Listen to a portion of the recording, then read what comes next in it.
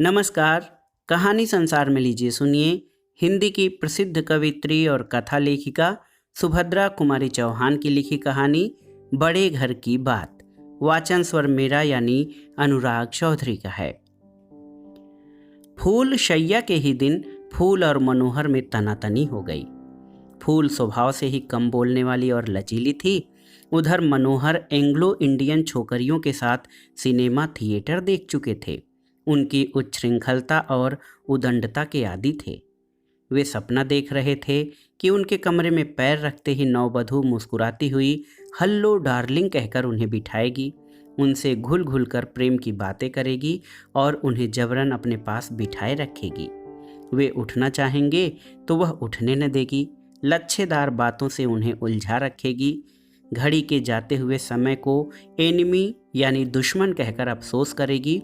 ये आशाएं उन्होंने नववधू से इसलिए की थीं कि वह मैट्रिक पास थी और उसने अपने छोटे से जीवन के अधिकांश दिन बोर्डिंग हाउस में ही बिताए थे। जिस समय मनोहर फूलों का हार गले में डाले इतर में बसे बसाए अपने कमरे में आए, नववधू फूल लैम्प के पास खड़ी चुपचाप एक पुस्तक के पन्ने उलट रही थी। किसी अज्ञात आशंका से वह रह रहकर कांप सी उठती थी। उसके पति होते हुए भी मनोहर आज तो उसके लिए परपुरुष ही थे। उनसे कैसे बोलूंगी, क्या कहूंगी, कहीं कोई बेवकूफ़ी न हो जाए। फूल मन ही मन बहुत घबरा रही थी। अचानक किसी के हल्के पैरों की आहट होते ही वह पुस्तक छोड़कर एक कोने में सिमटकर खड़ी हो गई। मनोहर बाबू अपना यह अपमान न सह सके। एक क्षण तो वह चुपचाप खड़े रहे, फिर तिरस्कार भरे स्वर में बोले, क्या स्कूल और घर में यही शिक्षा मिली है कि आए हुए पति की तरफ पीठ करके खड़ी हो जाओ? फूल सिहर उठी किंतु कुछ बोली नहीं। मनोहर का पारा और गर्म हो गया। कठोर स्वर में बोले, मैंने तो समझा था पढ़ी लिखी है तो कुछ अक्ल भी होगी, लेकिन वही गंवार की गंवार। इस पर भी जब वह कुछ न बोली तो वह झल्लाए हुए उठे और फूल का घूंघट जोर से पीछे खींच लिया। रेशमी साड़ी थी, मुंह के साथ उसका सिर भी खुल गया, पल्ला पीठ पर आ गया।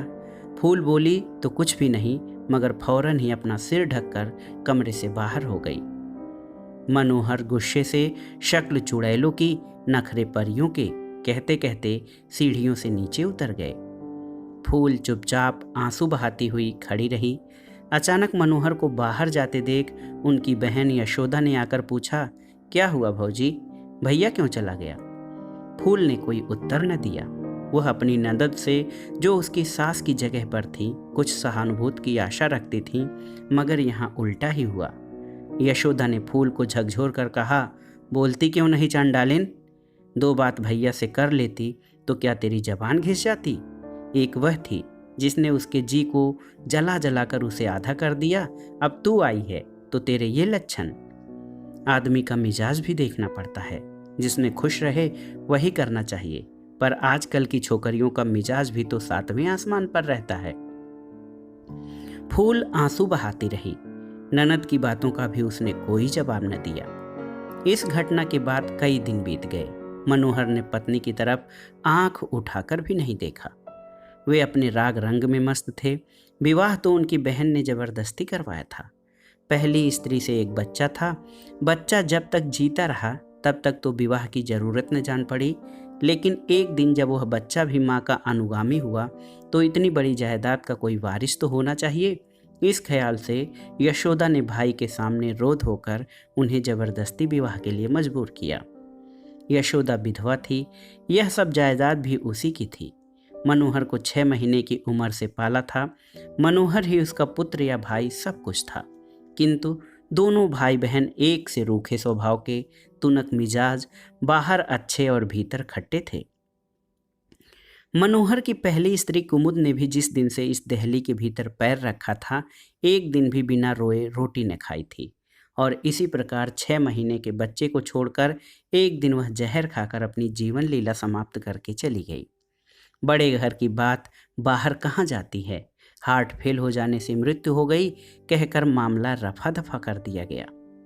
फूल ने भी ये सब बातें सुन ली, मगर अब क्या हो सकता था।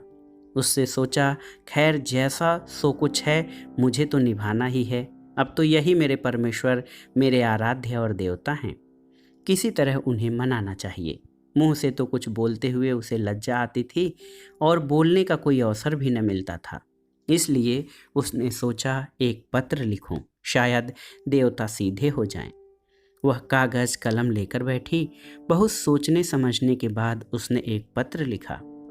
मेरे देवता, कई दिनों से सोच रही हूँ कि आपको एक पत्र लिखूं, परंतु क्या लिखूं, कैसे लिखूं, मेरी समझ में नहीं आता। माना कि मैं अपराधिनी हूँ, फिर भी क्या आप मुझे क्षमा नहीं कर सकते? भूल तो मनुष्य से ही हो जाती है। मुझसे भूल हुई और बड़ी भारी भूल हुई। मैंने आपके कोमल हृदय को दुखाया, आपका अपमान किया, आपकी पूजा में त्रुटि की, देवता का सम्मान न कर सकी। न जाने किस अहंकार में, किस मद में बावली हो गई, किंतु आप तो क्षमा कर सकते हैं। मुझे अपने चरणों की सेवा का अवसर दीजिए, मेरी त्रुटियों को भूल जाइए। मैं आपके चरणों पर सिर झुका आपसे यही वरदान मांगती हूँ, मेरे स्वामी। आपके अपराधिनी, फूल। पत्र समाप्त कर ज्यों ही फूल ने पीछे देखा, मनोहर खड़े थे। फिर उसी लज्जा और संकोच ने मामला बिगाड़ा। झट से पत्र के टुकड़े टुकड़े कर फूल दूसरी तरफ खड़ी हो गई। मनोहर की त्योरियां चढ़ गईं। उनके सिर से पैर तक आग सी लग गई। फूल के पास पहुंचकर उसे घसीटकर उन्होंने उसका मुंह सामने कर दिया। बोले, किसे पत्र लिख रही थी? सच कहो। फूल का सारा शरीर कांप रहा था। वह कुछ भी न बोल सकी। मनोहर ने उसके कान ऐंठते हुए कहा, बोलो, नहीं तो अभी तुम्हारी हड्डी पसली तोड़ दूंगा। फूल को भी क्रोध आ गया। उसकी मुद्रा कठोर हो गई। बोली, मैं नहीं बतला सकूंगी। जो कुछ आपको करना हो कर लीजिए। फूल का यह कहना था कि बस मनोहर उसको पीटते चले गए। फूल ने जबान न हिलाई, मगर जब तक वह बेहोश न हो गई, मनोहर उसे मारते ही रहे। दूसरे दिन अचानक मोहल्ले भर में यह हवा फैल गई कि मनोहर की दूसरी स्त्री का भी हार्ट फेल हो गया। अर्थी के साथ बहुत से लोग थे जो असली वाकये से वाकिफ थे, मगर शहर के इतने बड़े और पायदार आदमी के खिलाफ जबान खोलने की किसकी हिम्मत थी?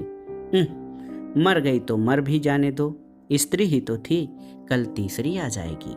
तो दोस्तों, ये थी अत्यंत ही मनोभावपूर्ण कहानी सुभद्रा कुमारी चौहान की लिखी हुई बड़े घर की बात। कहानी आपको कैसी लगी हमें कमेंट बॉक्स में ज़रूर बताइएगा। कहानी सुनने के लिए धन्यवाद। नमस्कार।